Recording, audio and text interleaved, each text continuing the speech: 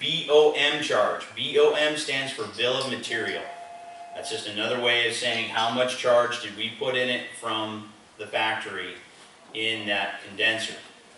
By and large, on new split heat pumps or even just split high sides, you guys are going to see that the amount of factory charge is less than it ever was.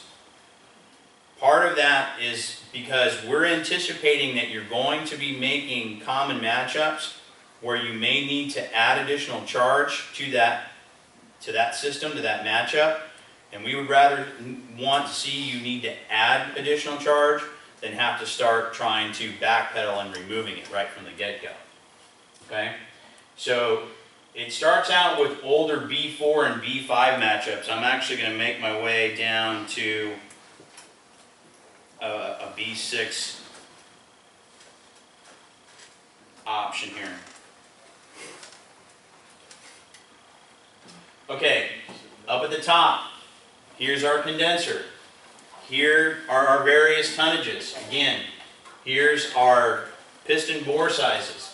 I'm going to use a 3-ton 13-SEER heat pump as my example, okay? So I'm working off of this 036 version. Can everybody see that all right? Okay, so combined in the packaging with that 3-ton heat pump is a .67 piston. Don't throw the pistons away. My journeyman taught me a neat thing right from the get-go. He said, I want you to go buy a fishing tackle box, and you're going to use that for all the little various pistons, all the little odds and ends, the nuts, screws, bolts, whatever the case may be, that you always either drop and lose at an install or discover you need one more of and don't have. You're going to keep it in that tackle box.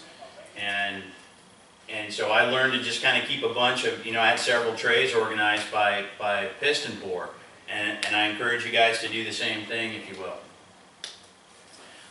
So in that packaging on that 3-ton, we've got an additional 67 alternate piston. In that heat pump from the factory, we installed a 55, and then it came with 154 ounces of R410A from factory. Now what I'm going to do is I'm going to come down this column, which is going to be my indoor portion, if you will, my indoor matchup. I'm going to come down this column and I'm going to find a B6BMM 036 kV air handler. To the very right of that air handler model, I have another column. That column is titled Supplied with ID. What we're trying to say there is, from factory, what did we install at that evaporator for the piston bore? And in this case here, it's a 67. Alright? Now what I'm going to do is I'm going to go across my spreadsheet format, if you will, and I'm going to get to the point to where this 3-ton air handler intersects with my 3-ton heat pump. So I come across my chart and I find that cell where those 2 points intersect. Here's my 3-ton heat pump with my 3-ton air handler, and the information in that cell reads .67/4. Alright, well, what is that cell trying to tell me? The information in that cell is trying to tell me that I misplaced the dry erase marker.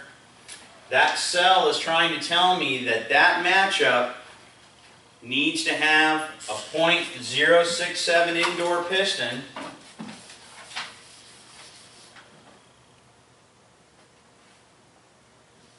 So I need that 67 piston at the indoor coil, and then I need to account for 4 additional ounces of refrigerant charge right from the get-go to meet that 15-foot minimum line set. It's telling me I need a 67. I already have a 67 in it. You get to bank that 67 piston that came with that heat pump. Because trust me, the day will come when you will be like, oh my God, I just need a 67 piston and I'm in business. Bank that thing. Don't chuck it. All right, please. So it's telling you you need that 0.67 and 4 additional ounces. If I was doing a 15-foot line set, in between my high side and my indoor coil, I know that I've got 154 already in it, and they're trying to tell me that I need to account for 4 more. So when I am ready, when I've pulled my vacuum, I've done my pressure test, all that kind of good stuff, I'm going to weigh 4 additional ounces into this thing, and I'm going to end up with 158 total ounces in that system, and I should be, almost dead on in terms of what I need for total charge in that thing. Does everybody see that?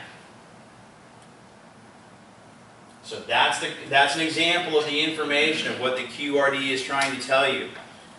When you see it, when you walk through it like that, I know what you're thinking. I've done this class too many times. I know what you're thinking. You're going, well, yeah, that's easy, duh. You guys would fall out. You would fall out if you had any idea how many calls this generates. Because that call always starts the same. The guy on the other end of the line has more than likely he's been on hold for a little bit. He's already frustrated by the fact that he ended up trying to have to explain himself to the person in the customer service department who doesn't know anything about what the relevance of a piston bore size is in a heat pump system. So the fuse is already lit for that dude. He gets into the tech department. Hey, Dana, just brought a brand new system online. It's not working correctly. Not too happy about this. I established his model for the heat pump and his model for the indoor. And the very first thing that I say out loud on the phone, I do it automatically now. I don't even think about it. I say on the phone, let's open up the QRD information and let's see if your matchup required a metering device change. And 9 times out of 10, the guy on the other end of the phone will say, what's that? The QRD, it's like a 4 to 6 page document that would have come in the plastic envelope that had the install instructions and it had the warranty paperwork. Do you still have that? And it's nothing but crickets on the other end of the phone. I don't immediately go into, well, way to go, dummy. I do not do that. You said immediately. Yeah. Reaction.